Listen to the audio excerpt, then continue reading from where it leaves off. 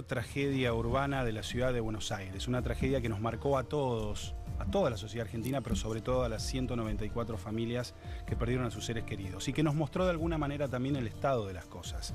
Dolores Cardonelli, un informe especial. Dolores. Gracias, Ariel. Todo un equipo de trabajo participamos para realizar esta serie de informes. Alejandra Maroto en la producción, Luis Constantini en la cámara, Diego Schiaretti en la edición y Natalila Rosa en gráfica y animaciones.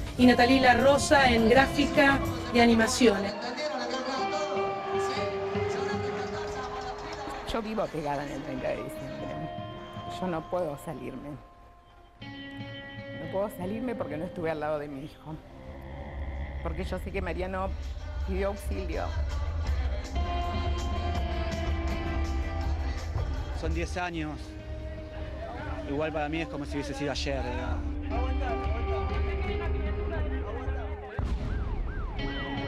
Recuerdo ahí los cuerpos enfrente, todos acumulados.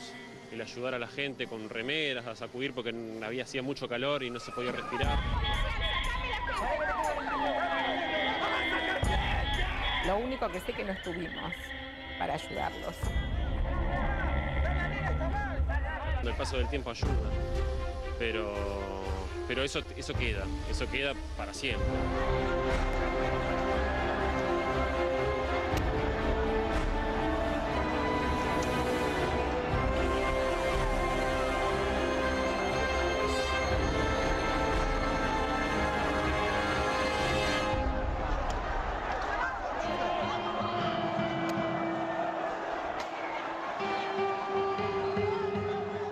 Los peores recuerdos no se desvanecen con el tiempo.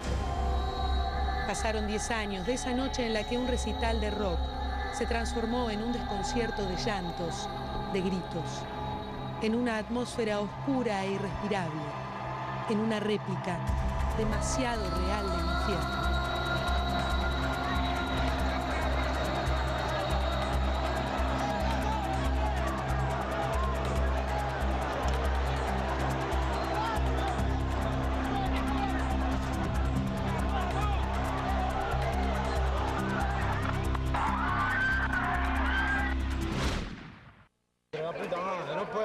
Así. La puerta era muy chiquita, la de emergencia. No había puerta de emergencia, son 5 puertas así. Son todas chiquitas. Y quedamos todos aplastados. Donde sacamos más cuerpos fueron de los baños. No teníamos un grupo electrógeno para sacar la gente, teníamos que andar en el humo pateando los cadáveres, los chicos para arrastrarlos. 194 personas murieron y más de 1.400 resultaron heridas en el incendio de República de Cromañón. En su mayoría jóvenes de entre 17 y 23 años, que fueron al último de los 3 shows que el grupo Callejeros dio en el boliche de 11 el 30 de diciembre de 2004. No entendés por qué, si era una fiesta, era un lugar donde veníamos a pasarla bien, pasó lo que pasó. Rescate un poco como se prende fuego el lugar, ¿entendieron? ¿Le quedó claro todo? ¿Sí? Se van a rescatar, se van a las pilas, bueno, rescátense, ¿pero qué es eso?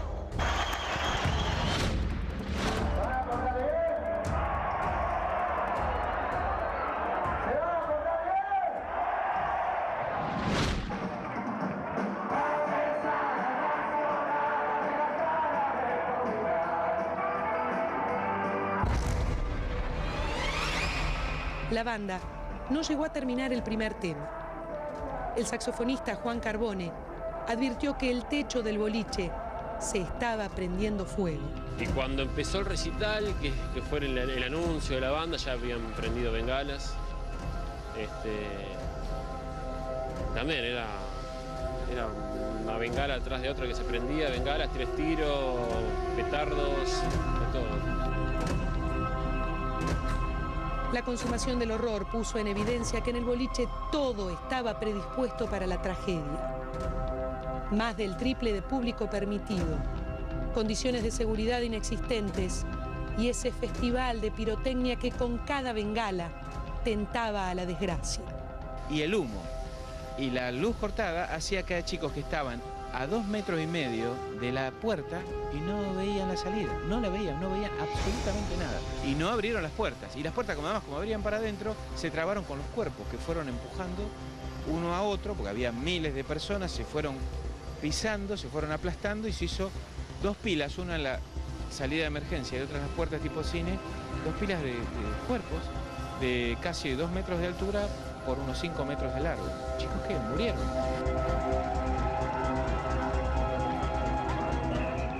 De 6 puertas dobles existentes en el acceso a la entrada, solo 2 estaban abiertas. Y la principal salida de emergencia estaba cerrada con un candado. Las paredes aún tienen estampadas las marcas de esas manos desesperadas por vivir en medio de un escape imposible.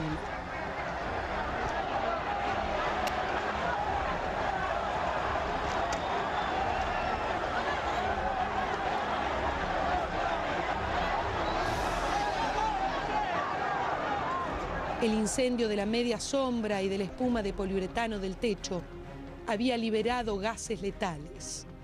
Todo recontrainflamable y muy fumígero, que generaba muchísimo humo, que fue lo que produjo las muertes. Nadie murió quemado, murió por la intoxicación. La composición de ácido era la misma que había en los campos nazis por el gas que ponían en las cámaras de gas. Terrible. Poco después, los familiares de las víctimas comenzarían agónicas peregrinaciones hacia morgues, hospitales y oficinas públicas. Era difícil saber quién estaba vivo y quién muerto. Chicos vivos y muertos tirados en los pasillos de los hospitales, vivos y muertos, porque no había quien clasificara. Chicos que se movieron adentro de una bolsa de plástico y lograron salir de una morgue. Y chicos que no tuvieron esa posibilidad.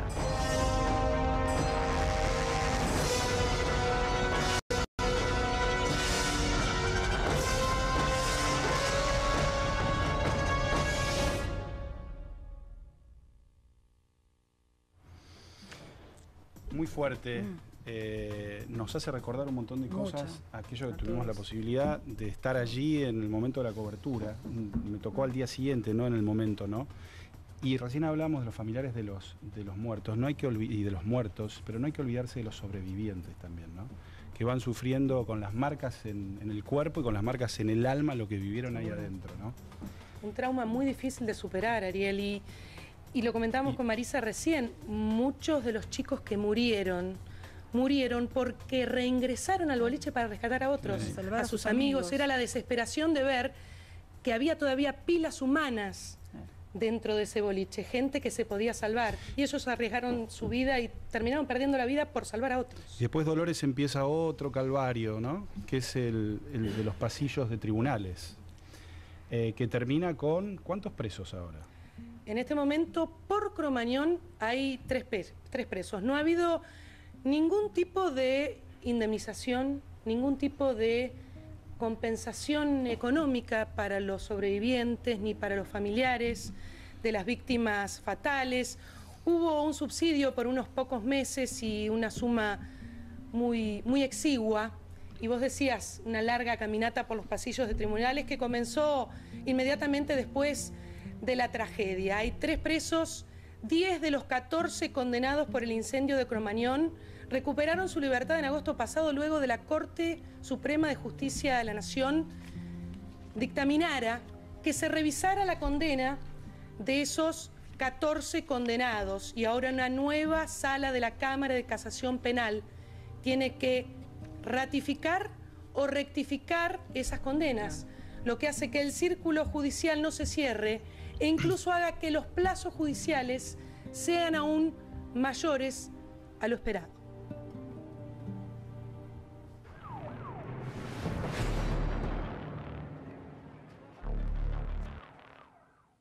En agosto de 2006, la justicia penal sobreseyó a Aníbal Ibarra de los delitos de homicidio culposo e incumplimiento de los deberes de su cargo. Pero unos meses antes, en un juicio político, había sido destituido como jefe de gobierno porteño por mal desempeño en la función pública en el caso de la tragedia. Voto por la destitución del doctor Aníbal Ibarra. El gerenciador del boliche, Omar Chaván, fue condenado a 20 años de prisión en 2009, pero en 2012 Hubo un cambio de carátula y la justicia le redujo la pena a 10 años y 9 meses por estrago culposo. Por supuesto que yo me siento culpable y si me odian y piensan que soy un asesino, tienen razón. Número uno, yo acepto toda la culpa. También pongan la culpa a Callejeros y al público mismo. Porque todos los padres, todos, sabían que sus hijos gozaban yendo a sus recitales con bengalas. Todos. Desde 2013, Chaván cumplía arresto domiciliario. El 17 de noviembre pasado murió por un cáncer linfático avanzado. Rafael Levy, el dueño del boliche, fue detenido el 5 de diciembre. Debe cumplir una condena de 4 años y 6 meses de prisión por el delito de estrago culposo. También están presos el ex subcomisario Carlos Díaz, condenado a 8 años por incendio culposo seguido de muerte y cohecho, y el ex manager de Callejeros, Diego Argañarás, condenado a 5 años de prisión por los mismos delitos. El ex baterista de la banda, Eduardo Vázquez, permanece detenido, pero por otro crimen, el asesinato de su esposa, Wanda Tadei. Cayó un jefe de gobierno, hubo condenas, pero como que no se cierra todavía el círculo, como que todavía falta algo. El líder de Callejeros y los demás integrantes del grupo recibieron penas de entre 7 y 3 años de prisión, pero fueron excarcelados. Raúl Villarreal, ex mano derecha de Chaván, tiene una condena en suspenso de 6 años y fue liberado. También recuperaron la libertad los exfuncionarios porteños Fabiana Fisbin, Ana María Fernández y Gustavo Torres. 10 de los 14 condenados por el incendio en Cromañón quedaron libres a principios de agosto, luego de que la Corte Suprema de Justicia de la Nación dejara en suspenso la aplicación de las condenas. La Sala Cuarta de la Cámara Federal de Casación Penal será la encargada de revisar las sentencias. Habrá seguramente una apelación a la Corte Suprema si los condenan, si los absuelve, apelaremos nosotros. Y si llega a la Corte Suprema, bueno, ahí podemos estar 2 años, 3 años más. O sea que lo que evaluamos es que se va a llegar a una sentencia más o menos cerca de las 2 décadas. Yo voy a seguir insistiendo, denunciando, exigiendo justicia y tratando de que la muerte de mi hijo, junto con los otros 193 chicos más, no haya sido en vano y que realmente no pase nunca más.